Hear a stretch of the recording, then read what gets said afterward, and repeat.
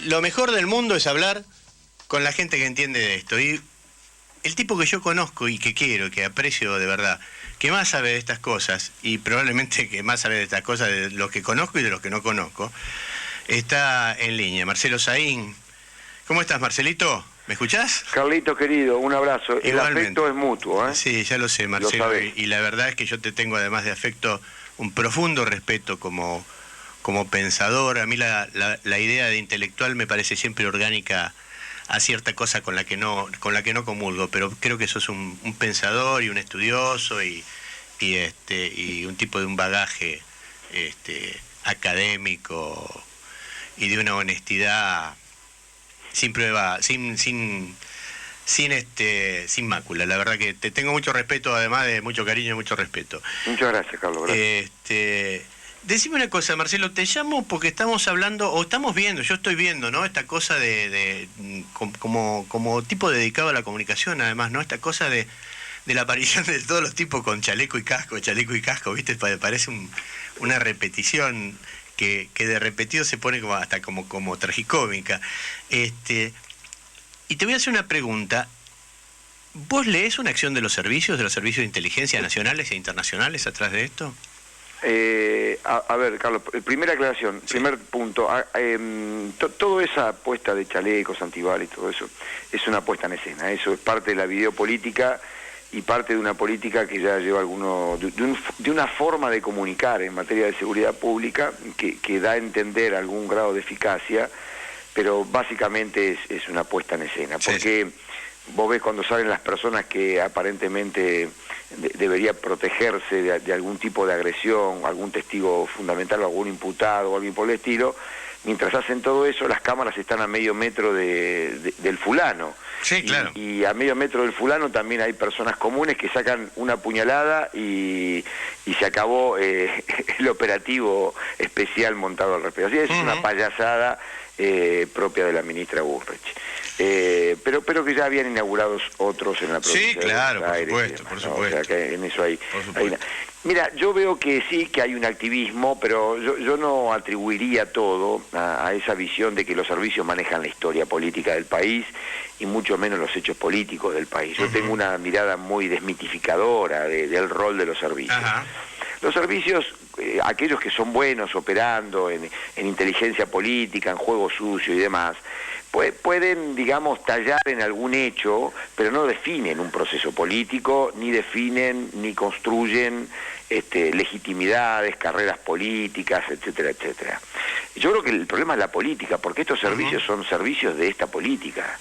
El espionaje político, la manipulación de jueces y fiscales por parte de los servicios de inteligencia, la utilización de los servicios de inteligencia como policías secretas, los servicios de inteligencia como fuente de financiamiento de acciones espurias y clandestinas, eso es una obra de la política, no es una obra del espionaje. Naturalmente. Esto es como la policía, uno dice, mira, la policía, esta policía tan mala y que pone en tela de juicio la democracia, perdón, es la policía de la política.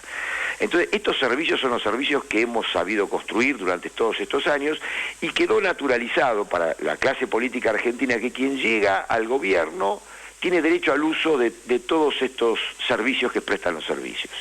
Te digo, ¿por qué esto yo lo siento así? Porque cuando vos ves el accionar de la Comisión Bicameral de Control de los organismos de inteligencia, vos ves que las distintas oposiciones en las distintas épocas nunca han hecho nada, lo cual me hace pensar a mí de que hay una suerte de componenda, digamos, ¿no es cierto? Porque las facultades de control de la Comisión Bicameral son amplísimas.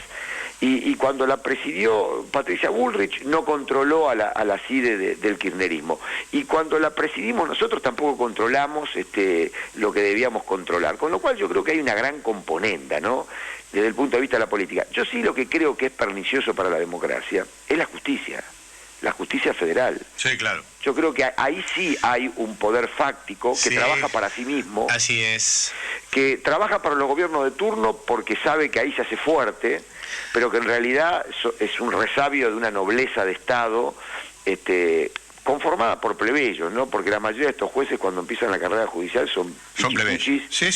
Bien plebeyos, hijos de trabajadores pobres. Por supuesto, sí, señor. La carrera judicial, Carlos, es uno de los canales de ascenso social más grande que hay en la Argentina. Te voy a confirmar, digo, precisamente esto que estás diciendo, digo, y yo sé de muy buena fuente porque era de parte de una compañera de ella, la jueza Arroyo Salgado, negaba que su padre era panadero, no porque, digo, lo negaba porque le daba vergüenza que su padre fuera panadero. Pero fíjate, pero Ollarvide también. Bueno, Ollarvide el año pasado festejó su cumpleaños en una tanguería que la cerraron para él, sí, y obligó a que vayan los 4 jefes de la fuerza y policías federales a festejar el cumpleaños, una vergüenza.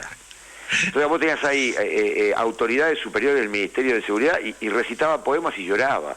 A ver, tienen a los custodios como esbirros, lo vimos con Nisman. Absolutamente. Los custodios de Nisman eran esbirros, pero además trabajan para el poder de turno. Así es. Y cuando les conviene, rompe con el poder de turno y se convierten en eficaces investigadores, ¿no? Sí. Entonces yo creo que por ahí vienen, digamos, gran parte de las operaciones, y el macrismo, digamos, hace uso de eso como lo hicieron todos los oficialismos durante los últimos años.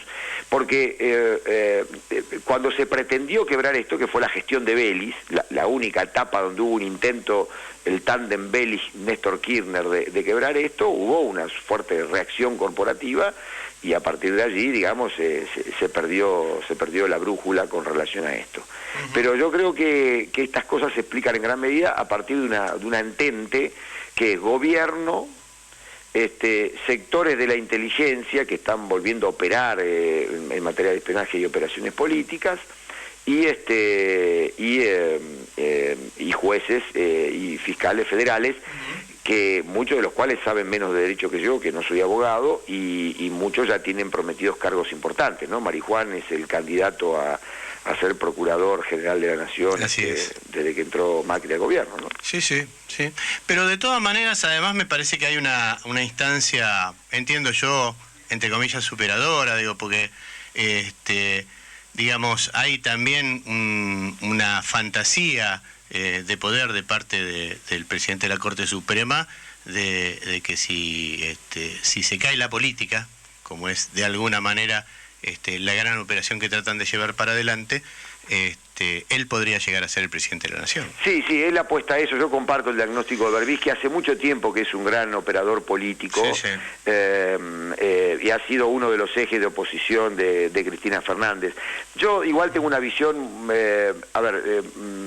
hay que ser menos catastrófico en la gestión de la política y hay que plantear ciertas salidas institucionales en algún momento.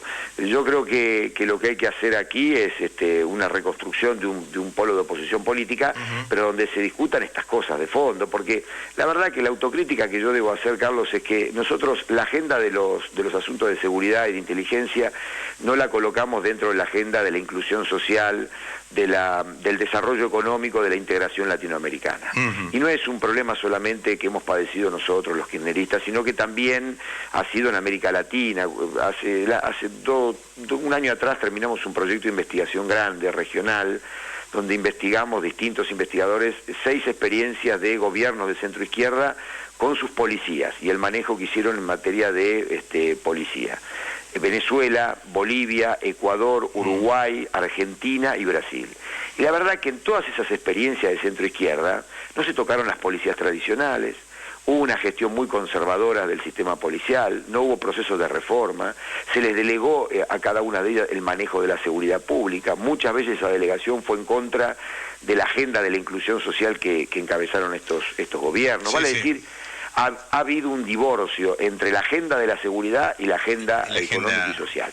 Y eso es un pecado capital, porque cuando vos desde la política de centro izquierda dejás en manos de los propios comisarios el manejo de la seguridad y de los propios espías como Estiuso el manejo de la inteligencia, te estás condenando a tener problemas.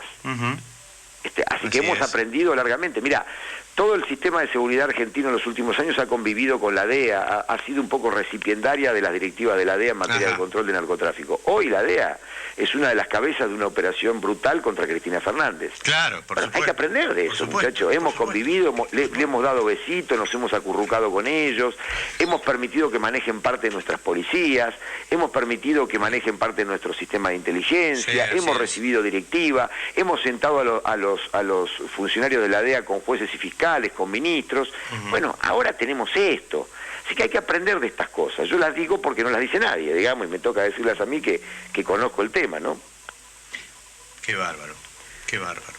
La verdad que es una cosa sorprendente pensarlo desde la perspectiva que vos lo estás planteando, pero yo no puedo de ninguna manera dejar de darte la razón, porque es así. Ha habido más que un divorcio, digamos, había como un antagonismo entre estas dos cosas, ¿no? Digo, por un lado, llevar adelante políticas inclusivas y demás, y por el otro lado, que esas políticas convivan con tipos que son los mismos que hoy, porque son los mismos que hoy salen a reprimir a en una fábrica que hace 15 años que está no tomada, sino produciendo porque la había abandonado pero su dueño, Carlos, mira, es así, mira, Arlañán llevó adelante uno de los procesos de reforma más importantes en Argentina, y fundamentalmente el periodo que tuvo un fuerte respaldo del presidente Kirchner, aunque él era ministro de la provincia, con la gestión de un tipo al que yo quiero mucho, que es Felipe Solá. La verdad que reformó fuertemente estructuras de mando, sistemas de formación y capacitación, estructuras de inteligencia, control externo, bueno, en fin, una serie de cosas importantes. El comisariato que lo acompañó en esa política reformista es el mismo comisariato que después con Daniel Scioli deconstruyó esa reforma.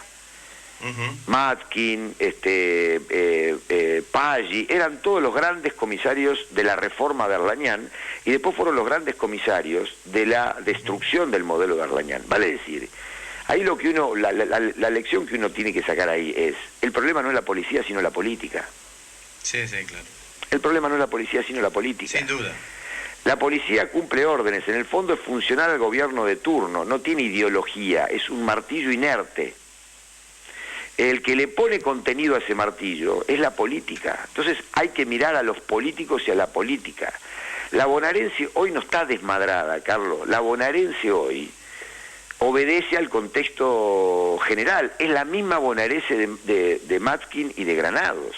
No, naturalmente, por supuesto. Exactamente la misma, son los mismos jefes, es el mismo sistema de recaudación de fondos. Sin duda, y es la misma por el botín. Y es la misma bonaerense que opera para que perdamos las elecciones. Pero no tenga ninguna duda, y es la puja por el botín. Por supuesto. Porque ahí no se discute por la seguridad de los bonaerenses. De ninguna manera. Se discute por el botín. Pero, Marcelo, yo he denunciado hace 2 programas acá que un caso en Morón, en donde, bueno, uno de los tantos secuestros que hay en este momento, el hermano del secuestrado paga paga el secuestro, el rescate, digamos, 50.000 pesos, se queda mirando a estos tipos que habían recibido el rescate a cara lavada, se suben en un auto, hacen una cuadra y media, un patrullero les cruza un auto, se bajan 2 canas y le roban el botín. Bueno, no es que paran le roban la guita. Se roban la guita, sí, sabemos.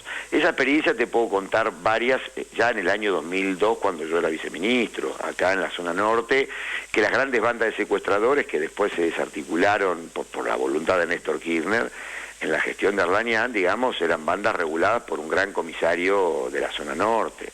Yo tuve un amigo mío secuestrado, Chiquito Virasoro, uno de los grandes secuestros, 15 días secuestrado, un secuestro grande, con 2 intentos de entrega de rescate frustrados porque se metió la policía. Casi se jugó la vida de Chiquito con eso, lo han movido varias veces, y parte de ese dinero terminó en manos de sectores de la policía. Yo he conocido aquí en Zona Norte, desde hace muchos años, comisarios que se dedicaban a gestionar el dinero de otros comisarios, o sea, eran los lavadores oficiales.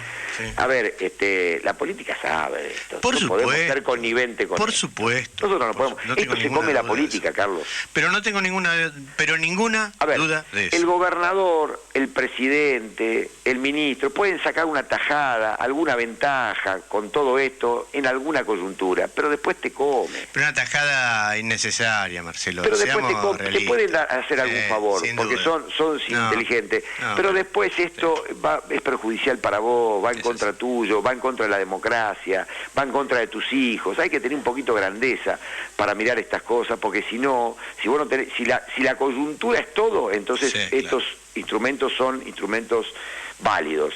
Si Pero vos tenés no, una mirada pero de no hay proceso proyecto, entonces, claro. y de historia, tenés que saber que si vos dormís con este tipo de entenados, evidentemente vas a amanecer mal, sin lugar a dudas.